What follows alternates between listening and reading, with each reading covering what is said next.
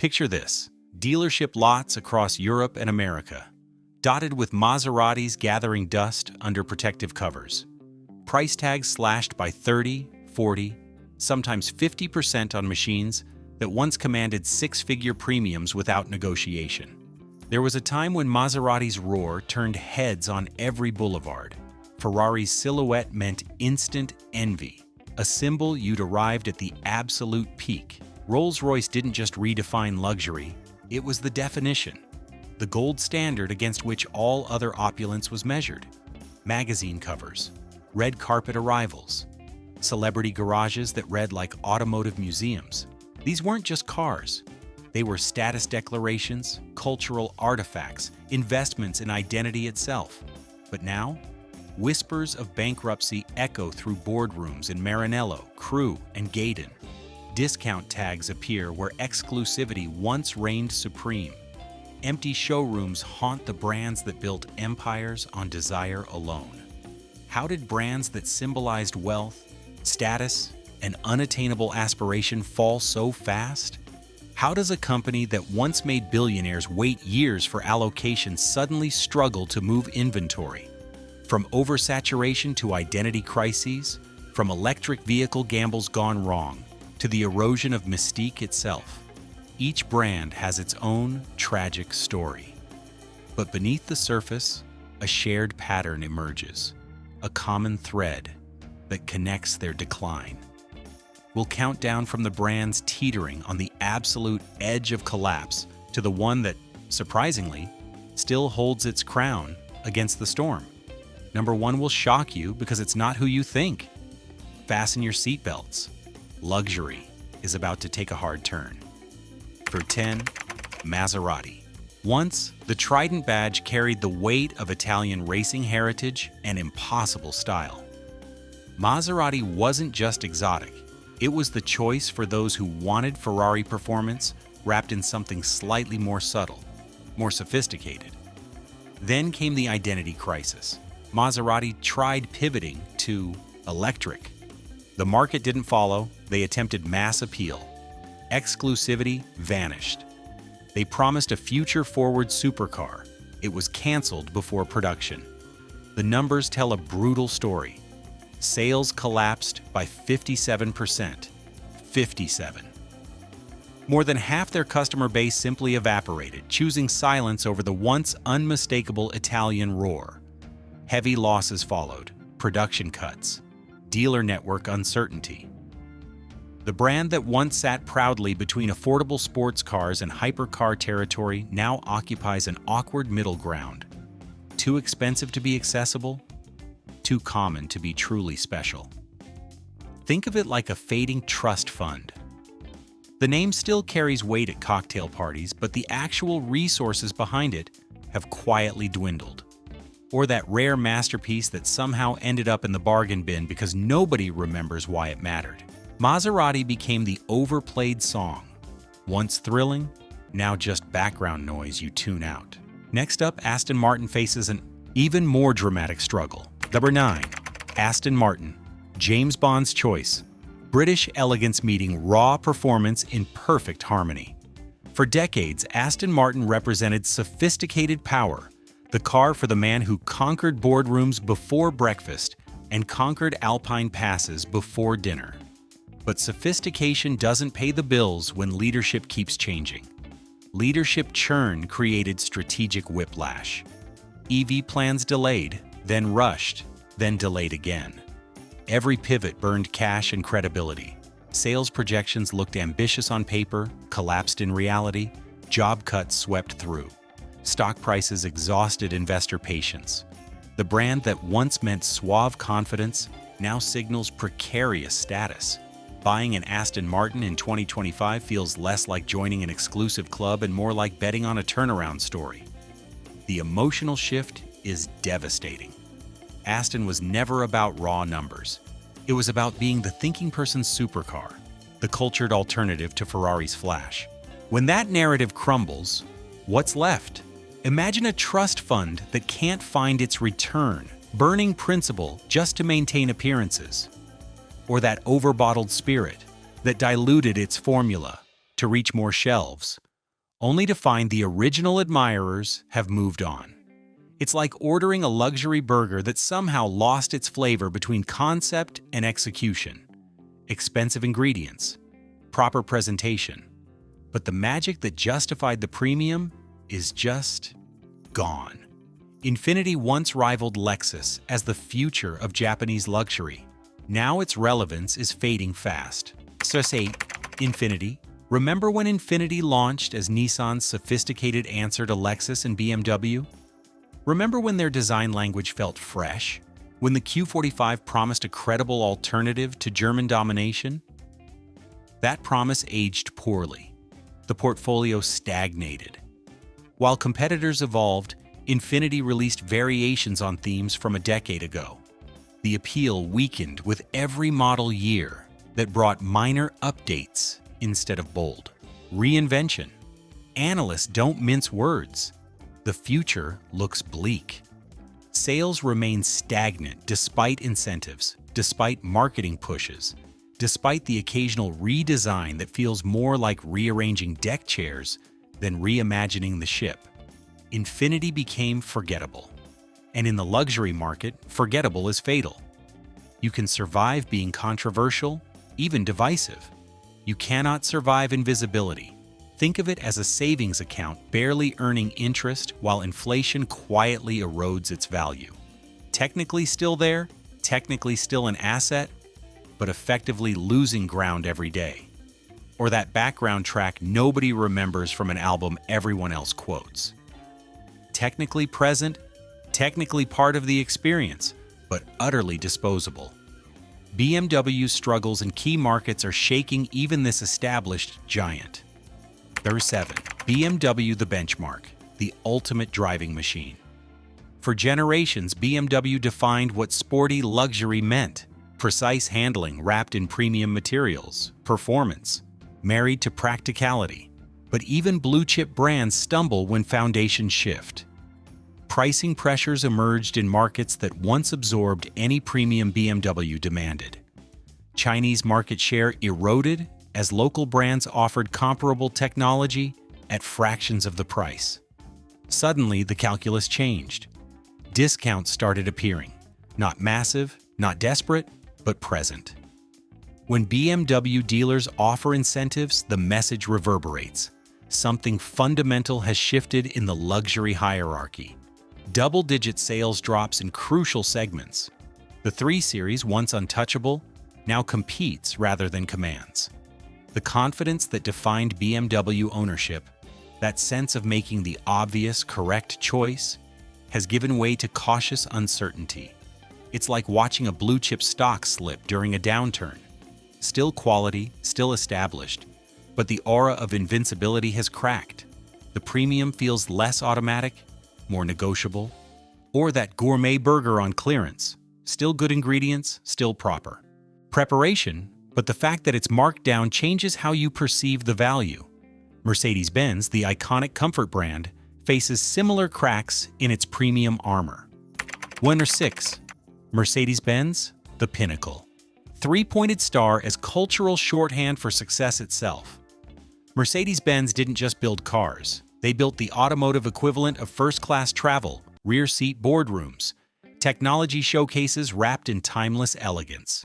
Then the S-Class aged, and the EV technology lagged, and China softened. Revenue fell. Profits halved, literally cut in half. The resale values that once made Mercedes ownership a sound financial decision began softening, raising uncomfortable questions about whether the premium is still justified. Tariffs bit into margins. The China downturn hit precisely where Mercedes had invested most heavily.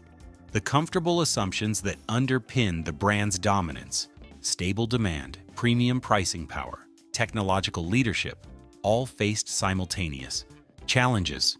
Mercedes became like a bond yielding less than inflation, technically safe, technically established, but failing to deliver the returns that made it attractive in the first place. Or an icon still making noise, still commanding attention, but the mystique that made it untouchable has quietly faded. Respected, certainly. Dominant? Not anymore. Stop. Let's examine what's really happening here. We've seen 6 brands stumble, 6 different stories of decline. But pattern recognition reveals a deeper truth. This isn't about individual mistakes.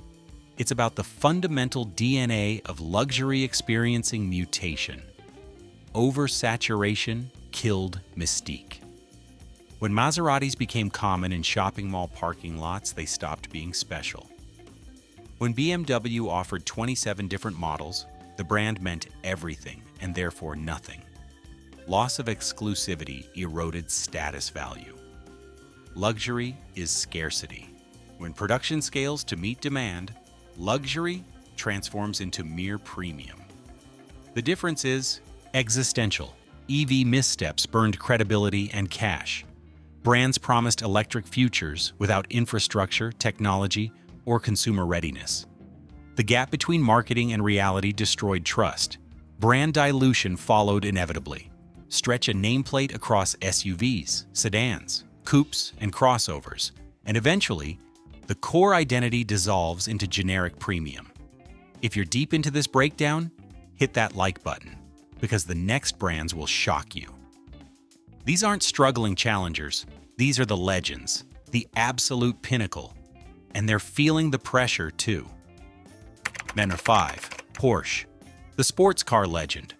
Cult-like following spanning generations. Porsche wasn't just respected, it was worshipped by enthusiasts who saw the 911 as automotive perfection, evolution, rather than revolution across decades.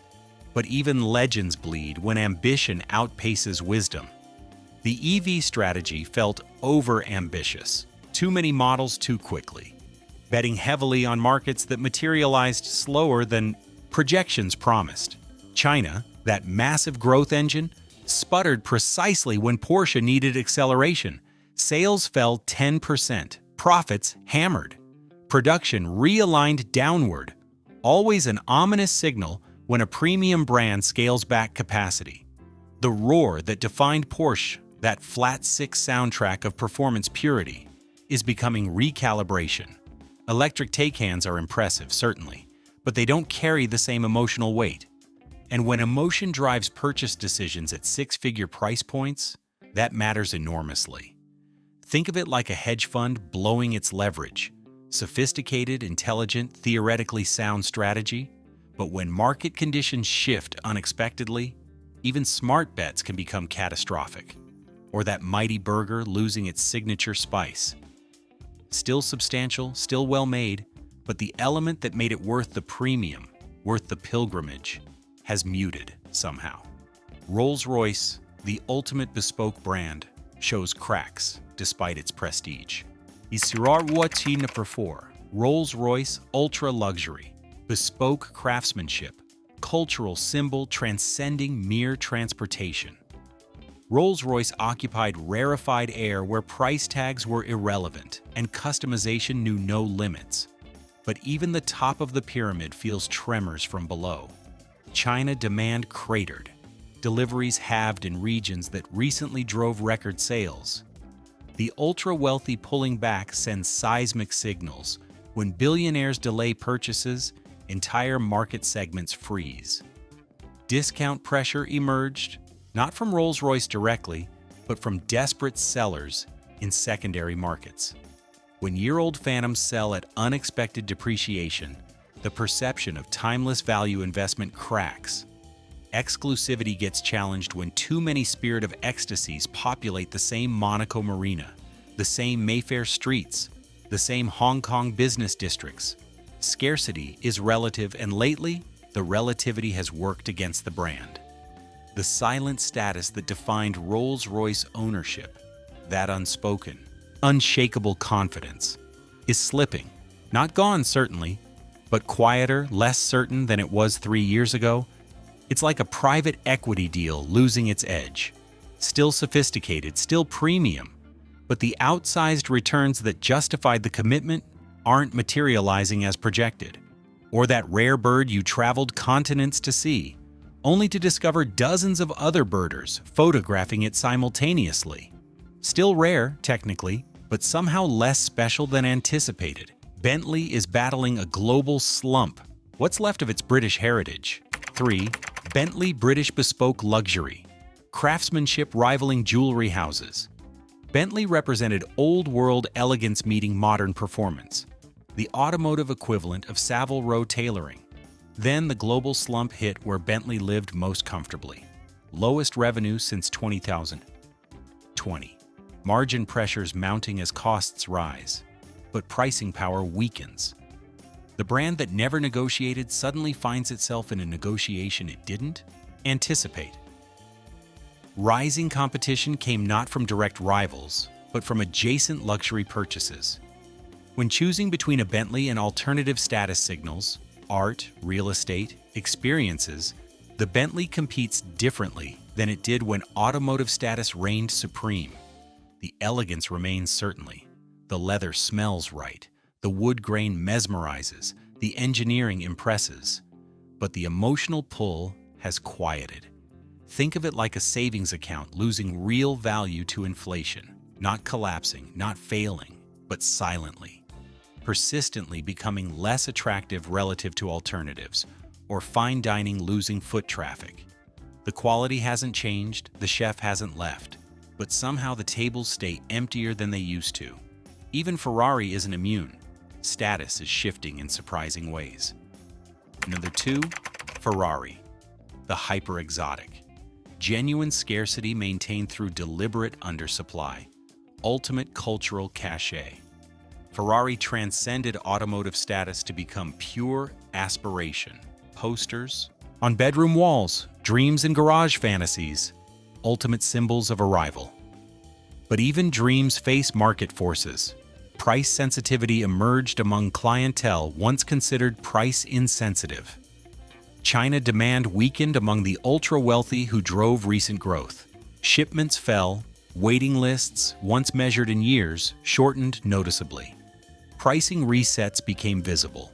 Not discounts exactly, Ferrari doesn't discount, but softer secondary markets, more negotiable delivery timelines, less mystique around allocation. The aspiration remains intact. Ferrari is still Ferrari. Still the standard against which all other performance dreams are measured, but it's slightly muted, marginally less untouchable. Think of it like a blue-chip stock losing some shine.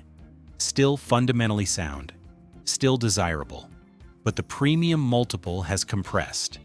The gap between Ferrari and next best alternative has narrowed, or that limited release becoming less limited.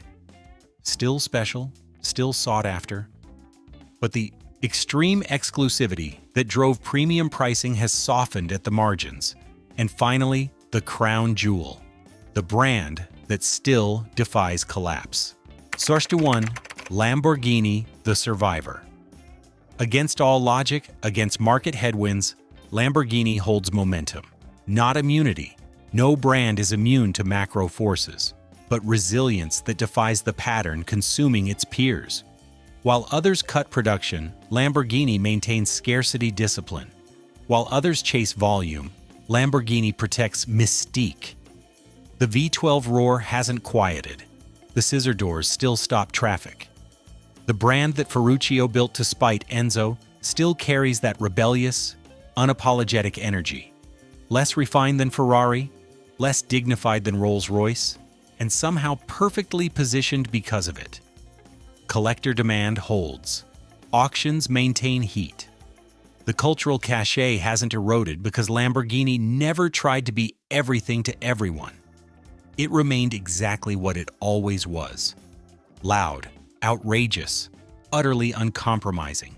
The roar is quieter than peak bubble years, but the envy remains intact. That's the crucial distinction. Ownership still signals something Ferrari can't quite match. That willingness to be seen, to make noise, to reject subtle sophistication in favor of automotive theater. Think of it like a resilient blue chip in a bear market, down certainly, but holding relative strength while peers hemorrhage value. Still sought, still scarce, still commanding premiums. Or the car you seldom see but always remember. That's Lamborghini's gift, maintaining presence without oversaturating, commanding attention without begging for it.